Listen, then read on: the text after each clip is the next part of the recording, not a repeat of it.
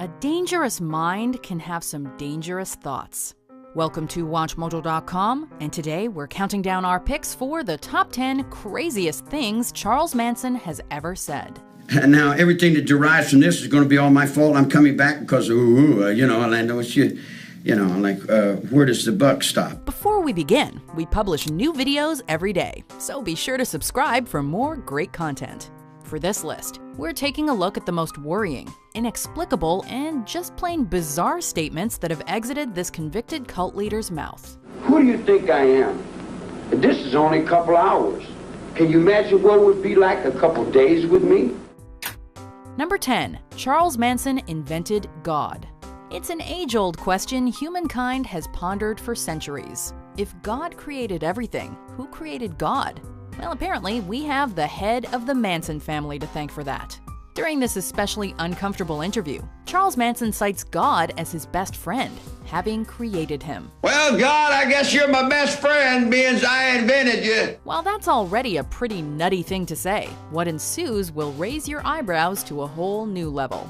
Upon being asked if he himself is Jesus Christ, Manson explains that there are actually many Jesuses all over the world. There's all kinds of Jesuses. There's a black Jesus down in Florida. He's having a good time.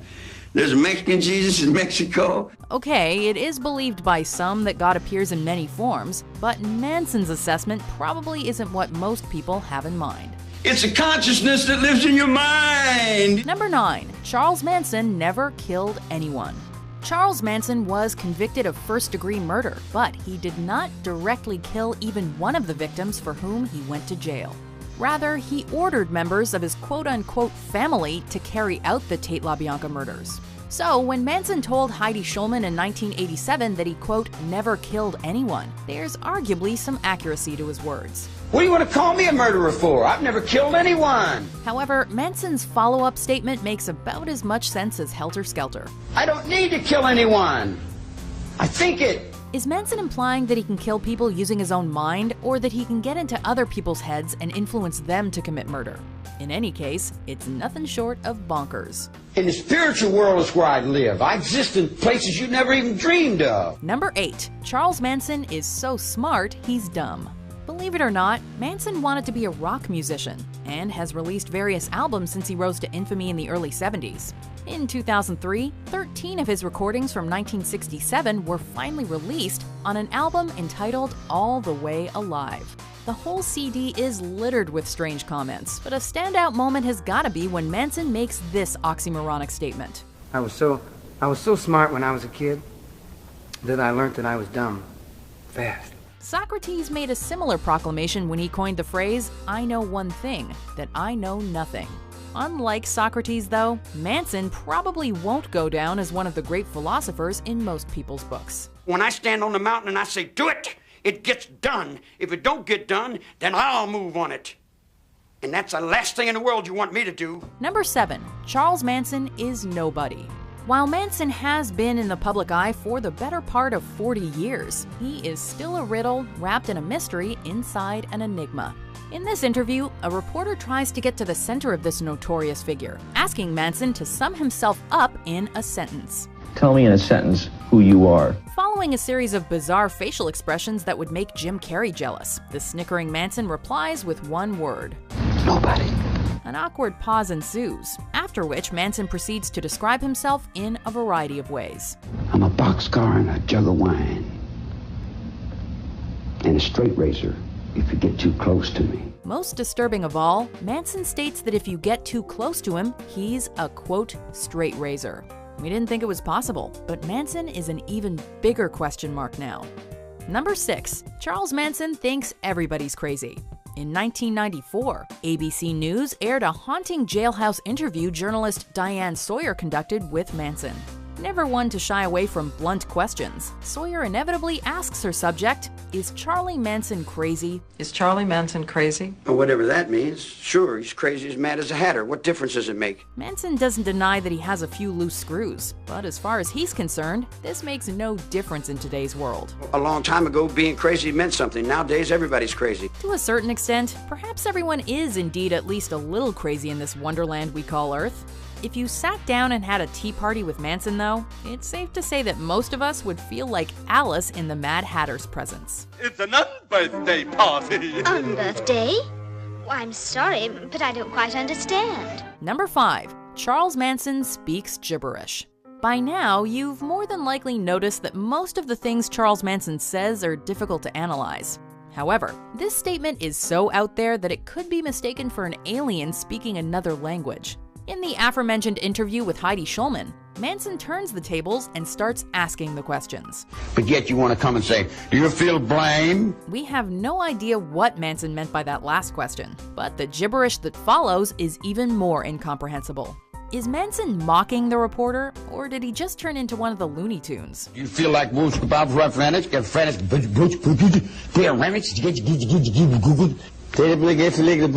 Honestly, neither explanation would surprise us. Why don't you blame the little babies? Mr. Emmons, this is a very... I gotta take a shit. Would you excuse me? Number 4. Charles Manson's children are coming. Heidi Schulman's interview with Manson was laced with unhinged ramblings, but their meeting reached the pinnacle of creepy towards the end. Once again, the cult leader suggests that he didn't kill anyone. If he started murdering people, however, Manson swears we'd all be in trouble. Believe me, if I started murdering people, there'd be none of you left. As if that's not eerie enough, Manson also states that his children are coming, like he's setting up the sequel to a horror picture. My children are coming. I told you 20 years ago. What makes these threats especially ironic is that Manson essentially claimed in the same interview that he wouldn't kill somebody if given the opportunity. Then again, Mr. Manson is anything but consistent. I'm a petty car thief. Number 3. Charles Manson explains Helter Skelter. Manson sparked the 1969 killing spree through Helter Skelter, a term he derived from a popular Beatles song. Look out! Helter Skelter!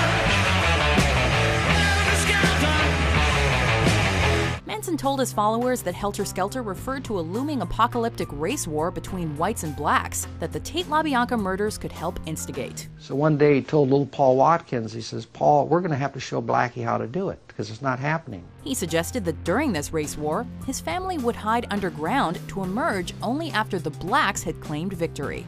The family would then seize control from them to run the world.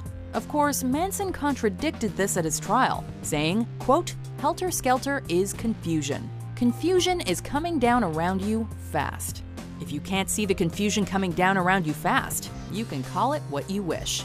Either way, it sounds like a trip. Number 2. Charles Manson insults Ted Bundy. Charles Manson and Ted Bundy might be among the most infamous criminals in American history, but that doesn't mean they would have been two peas in a pod. In this interview, Manson is asked for his opinion on Bundy, who had been executed in 1989. In response, Manson basically calls the serial killer a bunch of names. Bundy's a rumpkin. Bundy's a poop butt. Bundy's his mama's boy. He also challenges Bundy's masculinity. Bundy's out there trying to prove something to his own manhood. That's got nothing to do with me. Manson doesn't see eye to eye with Bundy's views on pornography either. Pornography? I've been looking at it all my life and it hasn't affected me anything. As troubling as Manson's comments are, it's also darkly humorous to hear him basically turn into a troll with a severe potty mouth. Before we unveil our number 1 pick, here are some honorable mentions. The Charlie Manson that you created, that's not me. That's only an illusion in your mind. So it hasn't got anything to do with me. You know, if I wanted to kill somebody, I'd take this book and beat you to death with it, and I wouldn't feel a thing. It'd be just like walking to the drugstore. Number 1. Charles Manson sees all the evil inside. Throughout this list, each entry has offered a glimpse into Charles Manson's twisted mind. In arguably his most unsettling moment ever captured on film, Manson looks inside himself and expresses what he sees. What do you see when you look inside yourself? Inside myself, I see everything. I see all. As for how much evil is in there, Manson claims it's all relative. How much evil is there? As much as you see. What do you see? All of it. Following an unnerving cackle, Manson goes on to describe his mind even further. Dreams you haven't dreamed, and worlds you haven't conquered. The mind is endless. And as for his jail cell, it's not as limiting to him as you'd think. However you interpret these words, chances are you'll be left chilled to the core. You put me in a dark, solitary cell.